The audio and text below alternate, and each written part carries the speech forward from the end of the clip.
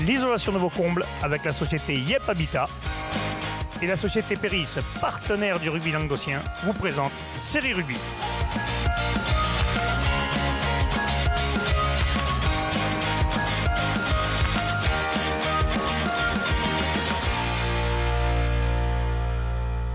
Bonjour mesdames, messieurs, bienvenue à Série Rugby, votre émission sur rugby amateur de la 4e série à la Fédérale 1. Avec mes céréales chroniqueurs, bonjour Jean-Mi. Salut Alain. Bonjour Nasbota.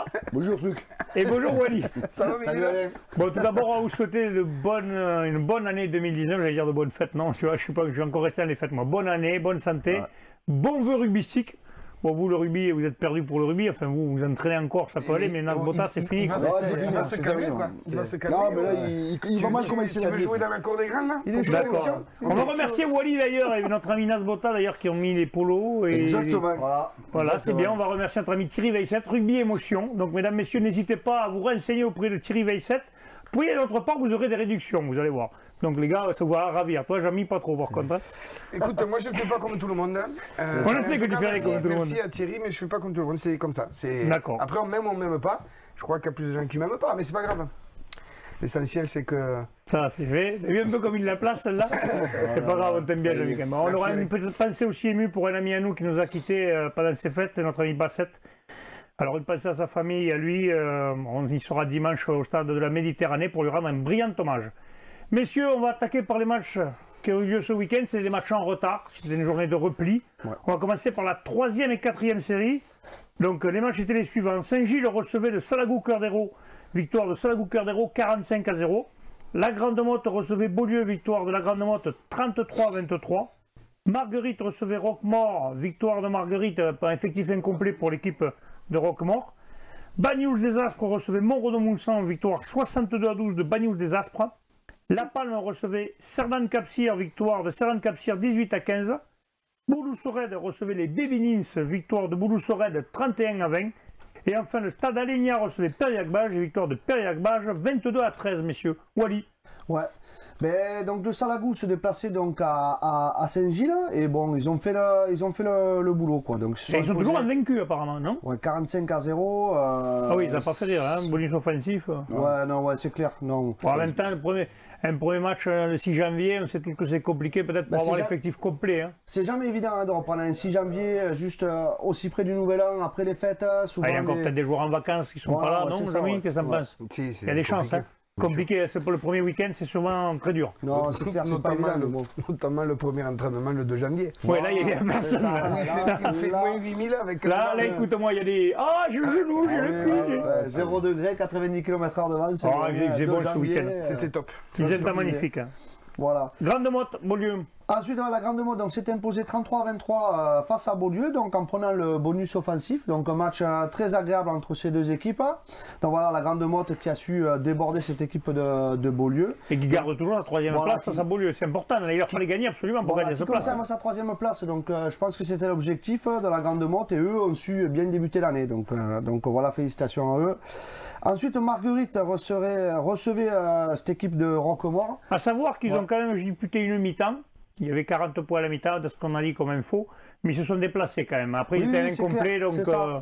Ils sont venus en effectif incomplet, bon, ça fait plusieurs fois qu'ils le font cette année. Mais ils ont du mal, ouais. Mais ils y vont quand même, c'est bien. Voilà, ils remplissent à chaque fois le contrat. Bon, c'est à noter qu'ils ont fait un match à 12 contre 12, parce qu'ils sont arrivés à 13. Ouais. Donc voilà, mais il faut quand même féliciter cette équipe hein, de Roquemort qui se déplace. Ouais, voilà, parce que systématiquement, ils se déplacent et franchement, ça ne va pas être évident. Ouais, ça, non, on le sait. En général, quand tu as des saisons comme ça... Ouais, non, c'est pas évident. C'est compliqué, ouais. Banyuls des Aspres. Ensuite, Banyuls des Aspres recevait Montredon pour le feu d'artifice de début d'année, on va dire. Oui. Je pense que... Fabien n'a pas joué, ou alors il a joué un talon, non? Ouais, je pense, ouais. Non, mais là, malheureusement, ouais, les coéquipiers de Fabien ont pris une belle dérouillée. 62-12. Bon, a priori, ils étaient handicapés par pas mal d'absences. Bon, voilà ce qu'on disait tout à l'heure, hein, c'est que beaucoup d'équipes sont handicapées. Et puis après, il ne faut pas oublier quand même qu'ils se déplaçaient chez le premier. Chez le premier, qui est une belle cylindrée, d'après ce que nous avons annoncé certaines équipes catalanes. Donc, Banyuls ne doit pas avoir volé sa victoire. Hein, donc, il n'y a pas de souci. 10 essais à 2. Je pense que voilà, ils ont confirmé leur suprématie dans cette poule. Ensuite, La Palme recevait Cerdagne Capcir. Et là, belle perf de Cerdagne Capcir, donc qui confirme aussi ses ambitions dans cette poule, en allant s'imposer à La Palme, où c'est quand même c'est jamais évident d'aller s'imposer là-bas. Donc voilà, ils ont su prendre la main sur ce match en fait. Et l'équipe n'a pas baissé les bras. Ils sont revenus à 5 minutes de la fin. Et ils auraient peut-être pu l'emporter. Mais bon, Cerdagne a su se serrer les coudes pour remporter cette précieuse victoire c'est extérieure. dommage pour La Palme parce que là du coup il se détache un peu. Du coup ça fait un creux là maintenant pour la 3e et 4e place. Ça fait un petit creux du coup. Là je pense que pour la 3e place ça va être plus compliqué maintenant. Ouais, parce que lui 6 points d'écart maintenant ça veut dire qu'il faut que les autres fassent 2 faux pas et qu'on fasse OK. Surtout une défaite à domicile donc contre un concurrent direct là c'est préjudiciable, c'est clair. Boulou Sorède Bébé-Nins. Eh bien, Boulou Sorède Bébé-Nins, donc le Boulou s'est imposé donc, pour un 6 janvier, donc s'est imposé à domicile avec le bonus. Et il faut noter que bon, a priori les joueurs avaient un peu froid sur ce match. Ça piquait. Donc, ouais, non, ça piquait un peu. Ils ont décidé de se réchauffer donc avec une bonne générale. Voilà. C'est un derby catalan. C'est ça, un bon derby catalan, 4 cartons rouges. Voilà. Ah quand même. Ouais, voilà, ça c'est bien. C'est bien ça pour la nouvelle année, ils se sont souhaités les vœux mutuels. On se réchauffe. 150 € le carton rouge, c'est pas mal. Et à noter quand même le gros match du numéro 9 Gut de l'entente Boulou Sorède, qui a fait un gros match. Ouais. Et le dernier match? Et donc Alenia qui recevait Périac-Bage, bon Alenia qui a un peu de mal dans cette poule, mais qui a fait douter quand même cette équipe de Périac-Bage pendant une mi-temps, puisqu'il menait quand même 13-10 à la mi-temps. Donc bon, Périac est resté dans le match grâce à 2 essais de Calmé. Et après, cette équipe de Périac, je pense, a accéléré quand même en deuxième mi-temps avec 2 essais de Parmentier et s'impose finalement 22-13. Donc voilà, qui confirme aussi qu'il reste dans les 3 premiers, donc qui reste deuxième à une longueur du premier. Donc voilà. À signaler que le Périac-Bage, on lui leur porté bonheur puisque demain nous aurons justement le MAG. C'est bien. Wow, vous suivez pour le début d'année les gars, vous êtes en temps non? On a bûché quand même. Ouais, tu parles. Allez, on va passer à la deuxième et première série. On va commencer par la deuxième série. Béziers-Port-Tiragne recevait Moréas, victoire du BCPO 30-27. Et Torubi recevait Collioure. Et bien, forfait de Collioure à nouveau, 25-0 du coup pour Tau. Il prend les 5 points, Jamy. Ouais, donc on va parler de ce match de Béziers-Port-Tiragne avec deux oppositions de style, hein, puisque le BCPO a essayé d'envoyer du jeu avec beaucoup d'alternance. Ils ont mené toute la partie. Mais cette équipe de Montréal, qui elle était beaucoup plus forte devant, hein, ils étaient beaucoup plus solides et marquent quand même 4 essais. Bon, 4 cocottes. Hein. Alors les puristes ont dû se régaler. Ouais. Ceux qui voulaient le spectacle, ils ont dû s'archer. Mais bon, c'est comme ça, c'est le rugby, hein, ça en fait partie. Quand t'as un point fort, en général, tu t'en sers. Ouais, sinon t'es con. C'est pas moche, je peux dire, mais c'est un peu ça. Mais bon, voilà, le BCPO qui a gardé quand même, cette. Et ça leur permet de se raccrocher surtout. Ouais, avec un 100% de Pierrick Saïssé. Ouais, c'est un autre. 100% au pied quand même. Je pense qu'il va y avoir du vent parce qu'il y a eu du vent partout ce week-end. Ah oui, à part d'un côté de l'ouest, de l'est Hérolté où il n'y a pas eu trop de vent. D'accord. Mais de l'autre côté, oui, ça soufflait. Hein. D'accord. Donc voilà, on peut souligner la perf de Pierrick sur ce 100% et qui vaut son pesant d'or parce que à la 54e, il a une pénalité qui fait passer le BCPO 30-20 et Montréal qui marque à la 80e sur une énième cocotte. Ça aurait pu leur coûter cher s'il n'avait pas passé. Ouais, exactement. Pourquoi les buteurs? Et oui, on en a besoin des buteurs à tous les niveaux. On en parlera justement dans un autre match tout à l'heure. On va passer maintenant à la première série. Les résultats sont les suivants. Vauvert recevait Ouveillan-Cuxac, victoire d'Ouveillan-Cuxac 16-5.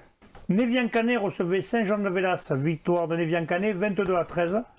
L'Union catalane recevait le Stade Bessanet, victoire de l'Union catalane 24-0. Et Piège-Lauragais-Malpère recevait le Stade Lavelanais, victoire du Stade Lavelanais 37-18, messieurs. C'est pour toi, Jean-Mi, encore.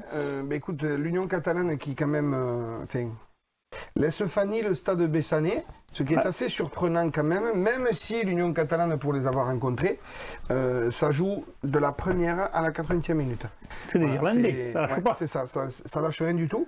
L'Union catalane qui joue vent dans le dos en première mi-temps et qui tient le score et qui permet d'occuper le terrain. Et puis après, vent de face, ils avaient quand même déjà bien marqué. Et puis avec une grosse défense, ils sont arrivés à retenir les assauts bessanais, sachant que le score ne reflète pas la partie apparemment, puisque Bessan s'est aussi envoyé... C'est dommage parce que le Stade Bessanais avait l'occasion de faire un petit break avec eux, avec l'Union catalane, et même de les éliminer presque à la course à la qualif, mais là, ils se replacent bien, l'Union catalane. Ouais, bon, on attaque juste le match retour, donc cette poule quand même est relativement... Elle est ouverte, mais bon, on va dire que... relativement ouverte. On va dire entre la 7e place et la 4e, il peut y avoir des changements. Après, il y a déjà, vous avez déjà 34 points, déjà c'est plus compliqué de vous rattraper. Pierre Joraguet Malepère lave l'année dans l'autre poule, Jamy, et là il n'y a pas eu photo là. Ouais, le leader, le leader qui va s'imposer, c'est une perte quand même, hein, parce qu'il faut y aller quand même à PLM. Pierre Joraguet Malepère, il faut y aller gagner, oui. Il n'y a pas que les mecs qui savent pas jouer au rugby là-bas. Hein, non, ça joue au rugby. Il y a une belle équipe qui a fait on va pas faire un bilan, mais qui a eu des hauts et des bas. Mais là, le Stade de la Velanais qui est arrivé, bon, on sait très bien que c'est une équipe... Il menait à la mi-temps quand même, Pierre Joraguet. Ouais. C'est ça qui est fou, hein, il menait à la mi-temps. Je pense quand même que devant le Stade de la Velanais, c'est hyper costaud, avec des mecs qui jouaient pas à ce niveau. Apparemment, hein, les infos qu'on a. Si vous avez les infos du Stade de la Velanais, vous pouvez nous les envoyer. Comme ça, ça nous évitera de tomber les vanilles et qu'on nous dise « Ah, vous ne savez pas de quoi vous parlez ». En tout cas, voilà, le stade de la Velanais qui a joué avec son statut de premier de poule. D'accord. Voilà. Et qui laisse PLM à la 6e place. Bon, qui est quand même... Il y a encore un petit confort entre la 6e et la 7e place. Ouais, il ne faudrait pas faire de contre-performance. Ouais, voilà. Vauvert ou Guxac? Écoute, dans un match très âpre, avec encore une météo qui était compliquée, hein, avec du vent très fort. Ah, il y avait du vent à Vauvert. Hein. Et Ouvéan qui démarre vent de face et qui défensivement, mais là, Vauvert fait preuve d'indiscipline. Et c'est Ouvéan qui marque les premiers. Il y a 8-0 à la mi-temps. Ouvéan qui va jouer avec le vent dans le dos, mais qui ne va pas faire plus non plus, hein, un essai de Humbert et une pénalité d'Artero. Comme quoi jouer avec le vent, c'est pas toujours un avantage en série. Sauf quand on a Artero. Ah, pardon, excusez-moi. Voilà. Non, parce que là, clairement... Voilà. Ouais, il a posé le jeu. C'est un métronome. Il n'y a pas photo. En tout cas, voilà, Ouvéan qui a assis sa place de leader. Oui, plus que jamais, quoi. Voilà, face à Vauvert qui aurait eu envie de prendre un bonus défensif contre Ouvéan, mais bon, là, ils n'y sont pas arrivés. Et le dernier match? Et le dernier match, c'était l'UNCA Saint-Jean-de-Védas. Un match très très agréable à voir avec deux équipes qui ont voulu jouer. Avec peut-être aussi quelques absences de part et d'autre dues au 6 janvier. Un vent glacial très fort, mais qui a permis quand même... Enfin, ça n'a pas permis d'envoyer ce que les équipes voulaient envoyer, mais il y a eu quand même de l'engagement. D'accord. Voilà, Nevian Canet qui a mené tout le match. Mais cette équipe de Saint-Jean-de-Védas qui ne sait pas, qui n'a rien lâché, surtout en deuxième mi-temps. Je pourrais même dire que un bonus défensif, ça n'aurait pas été volé, pour en avoir discuté avec Benoît à la fin. Est-ce que vous l'avez reçu avec les cœurs de canard? Non, mais avec des brochettes. Ah, vous aviez préparé quelque chose. C'est bien quand même. On est toujours bien reçu à ces gars. Réception, c'est clair. D'ailleurs, un prompt rétablissement à Benoît, qui était avec des béquilles. Oh. Ouais, il a eu... je pense que les fêtes ont été particulières. Crise de goutte? Je sais que c'est Benoît Dimitri aussi, ça fait mal. Voilà. Trop de cœur de canard. Donc il n'a pas pu jouer. Le cœur de canard ne fait pas de crise de goutte, monsieur. Ouais. Donc du coup, il n'a pas pu jouer. Et ce qui nous a permis de gagner, je pense. Aïe, il attendra au match retour. Alors, une petite note, parce que je voudrais que tout soit clair par rapport à la dernière fois. Vous savez que la dernière fois, j'ai parlé d'un certain arbitrage. Oui. Ben là, je voudrais faire un témoignage de l'arbitrage de dimanche qui a été top, exceptionnel. Voilà, ben c'est bien. Je pèse mes mots avec une nana, c'était une dame qui nous a arbitré.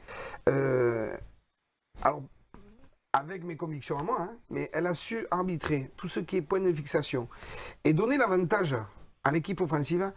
Je crois que ça faisait longtemps que je n'avais pas vu ça. Il faut le souligner quand même. Mais quand il y en a des bons, il faut le dire. Ça fait plaisir. D'ailleurs, on peut dire qu'il y a eu quand même quasiment une mi-temps pour chacun. Lucas qui a eu une première mi-temps très propre et une deuxième où on s'est évertué à plaquer et Saint-Jean-Védas qui eux ne voulaient rien lâcher. Et du coup, l'arbitrage était, tu vois, il était beaucoup plus vers l'offensive et on a eu un match plus qu'intéressant. C'est Madame Derriot du pays. Et je dis que Saint-Jean-Védas. Quand il y a des bons arbitres, il faut le dire. Il n'y a pas que des mauvais arbitres. Heureusement pour nous d'ailleurs, il y en a des très bons. Ouais. Et Saint-Jean-de-Védas n'est pas spécialement à sa place, sincèrement. D'accord. Ouais, on va passer maintenant, messieurs, poule honneur et promotion honneur. Alors en promotion honneur, il n'y avait pas de match en retard ce week-end, donc nous avons juste de l'honneur. Tout à fait. Voici les matchs suivants. Saint-Gély-Pic-Saint-Loup recevait Mende, victoire de Saint-Gély 20-10. Sigean pour la Nouvelle recevait l'Avenir Bleu-Blanc, victoire de Sigean pour la Nouvelle 8-6. Le Haut-Vernay recevait Soragou, victoire de Soragou 25-9. Et Saint-Orens recevait La Roque-Bélestat, victoire de La Roque-Bélestat, 20-14, Michel. Ouais, mais écoute, Soragou, qui est premier de poule, se déplaçait chez les Catalans.